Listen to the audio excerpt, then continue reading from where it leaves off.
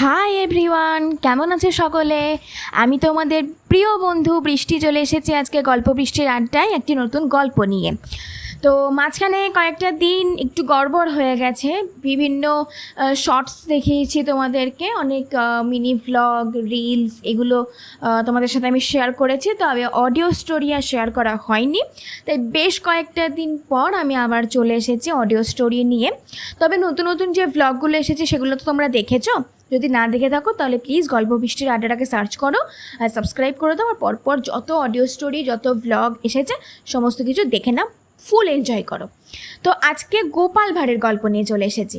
কি তোমাদেরকে আমি কথা দিয়েছিলাম যে এই সপ্তাহে গোপাল ভাঁড়ের গল্প আনবো, তবে প্রথম দিক থেকে একদমই আনতে পারিনি, একটু বিজি ছিলাম। তো সেই জন্য আমার এই দিকটা একটু কনসেন্ট্রেট পাওয়ারটা কমে গিয়েছিল, অন্যদিকে আমি একটু পাওয়ারটা বাড়িয়েছিলাম। তো চলো বন্ধুরা, আজকে বেশি সময় নষ্ট একদমই করব না, চটপট গোপাল ভাঁড় সিরিজে যে গল্পগুলো রয়েছে সেগুলো আমি শুরু করব। তো আজকের গল্প হচ্ছে মাছি ভালোবাসে মিষ্টি খেতে। ঠিক আছে বন্ধুরা, তো চলো চটপট শুনে নিই। গোপালের এক বন্ধু বারবার তার বাড়িতে যেতে বলে, কিন্তু গোপালের যাওয়া হয়ে ওঠে না। অথচ যখনই তার সঙ্গে দেখা হয় বলে এই সপ্তাহে যাব।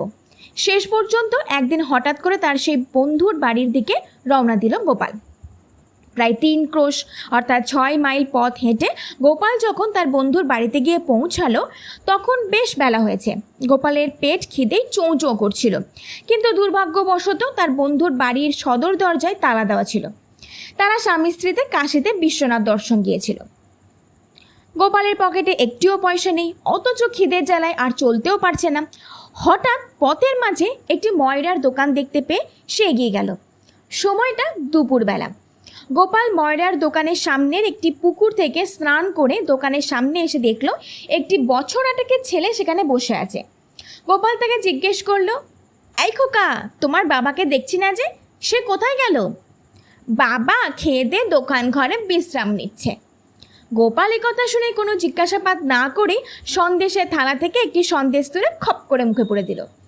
ছেলেটার কাণ্ড দেখে তো অবাক, সে চিৎকার করে উঠল, তুমি তো আচ্ছা লোক হে, কোনো কিছু নাম বলে সন্দেশ তুলে খাচ্ছ।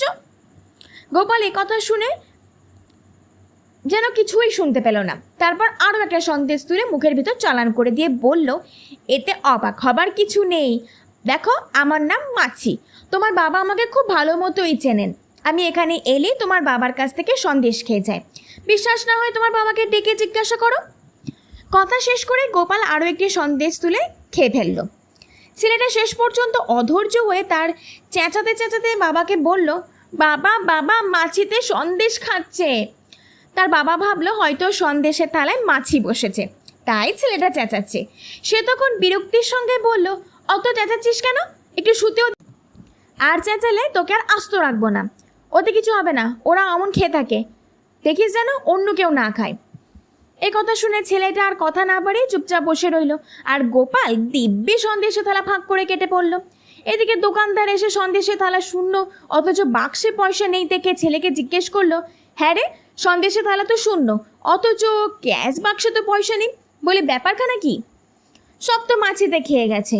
ব্যাপারটা বুঝতে পেরে দোকানদার মাথায় হাত দিয়ে বসে পড়ল, হ্যাঁ রে খোকা, সে কত বড় মাছি। কি বন্ধুরা, এই গল্পটা তোমাদের কেমন লাগলো কমেন্ট বক্সে অবশ্যই জানিও। আর গল্পটা যদি খুব ভালো লেগে থাকে তাহলে প্লিজ লাইক, কমেন্ট, শেয়ার এবং প্রচুর প্রচুর প্রচুর প্রচুর প্রচুর সাবস্ক্রাইব করে দিও। নোটিফিকেশন বেলটা অন রেখো, আমার পাশে থেকো, গল্প বিশ্বের আড্ডার এই ফ্যামিলিটাকে আরও অনেক বড় করে তোলো। তো চটপট আজকের মতো বিদায় নিয়ে নিচ্ছি, কাল দেখা হবে।